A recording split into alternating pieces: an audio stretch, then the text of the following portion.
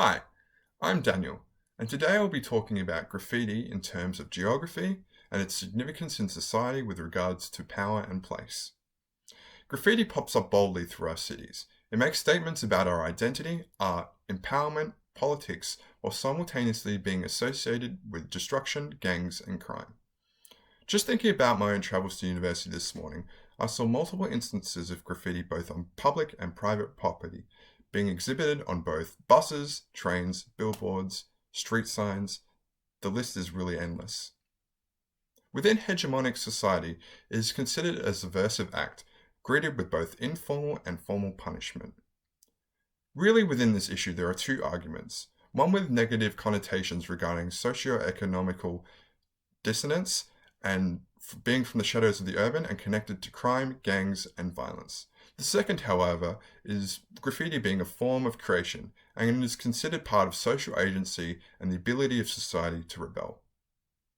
From its modern beginnings in the shadow of the urban to its involvement with the five elements of hip-hop and now being part of consumerist culture, graffiti continues to be a point of social inquiry within society.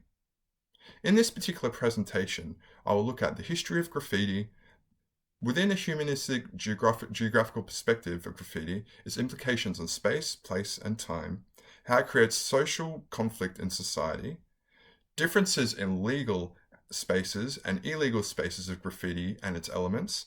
Finally, I will make some recommendations regarding graffiti moving forward. Interestingly enough, the history of graffiti actually spans throughout human history. Graffiti wasn't always considered a deviant act. In ancient Rome, citizens would scrawl drawings and writings on public walls and spaces.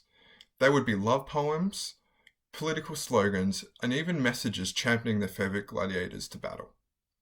However, even at this time it didn't exist without its critics, with one famous Greek philosopher, Plutarch, considering the drawings pointless and ridiculous.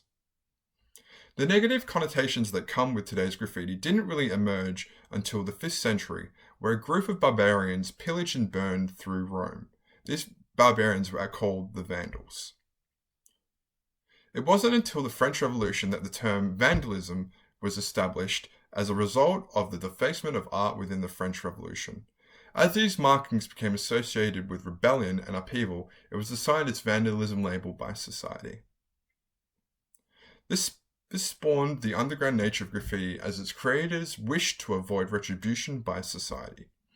Fast forward to 1960s New York, taggers used complex systems of semiotics to leave signs and signals in physical locations to denote movement around the urban sphere. Tagging had dual function, alluding to the geographical location of an artist, while creating conflict of space and place within the graffiti world. The illegality of graffiti further emphasized its underground culture, once again forcing it into the shadows of the urban. The mysteriousness of this culture added to its intrigue within society and resulted in the growth of popularity within the urban sphere. Complex social issues have always been central to the history of graffiti. While the graffiti movement continues to be anti-establishment ideals, artists also challenge social imposed boundaries of private property. These artists reclaim the spaces within society and in doing so create new spaces of geographical significance. Graffiti in terms of humanistic geography is quite complex and revolves around both tangible and intangible elements of society and culture. Place, space, and time are three important concepts of geography, so for the purpose of this presentation, we will address each of these and relate them to graffiti. Place. So place is actually comprised of three elements: location, scale, and sense of place. For graffiti, the location concerns both the private and public domains. The location of graffiti is highly important as it represents the battleground in which the conflict and social discourses develop. If we think of graffiti in terms of visibility and how it permeates physical locations like walls, trains, and bus stops, it is indeed resides within the public sphere. However, graffiti has its own discourses and literacies, creating a private space through its semiotic signs and symbols. This private space and this private literacy can result in the creation of new locations as graffiti artists fight over new or reclaim physical domains.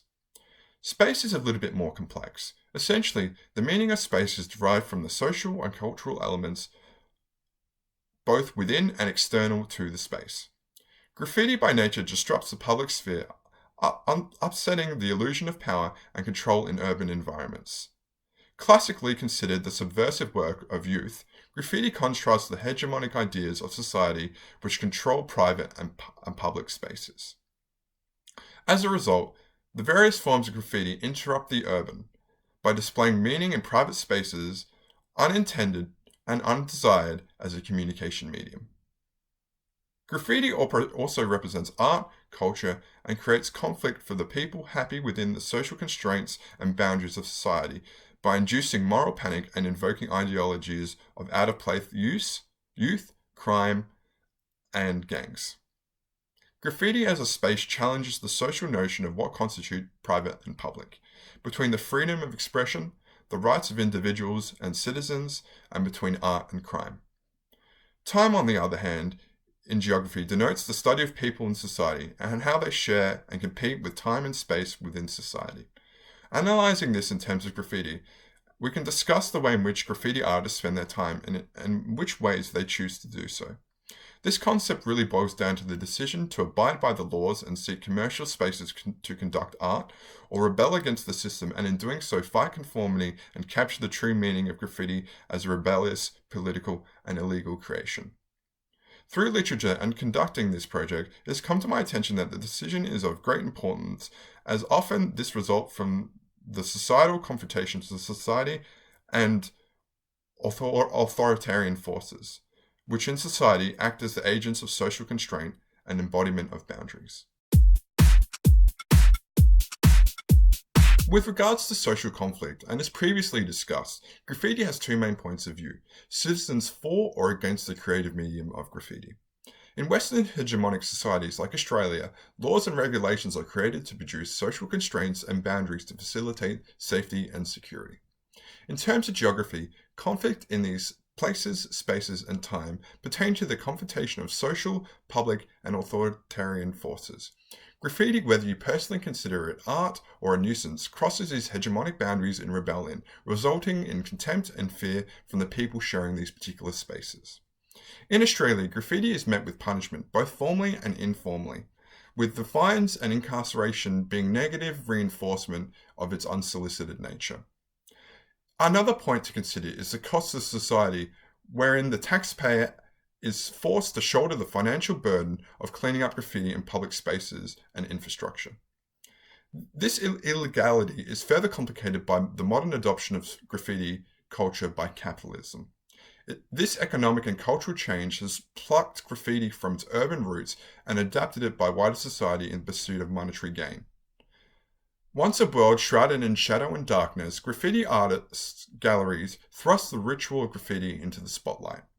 As a result, the line between art, destruction, private and public spaces becomes blurred, resulting in conflict in society within public and private spaces.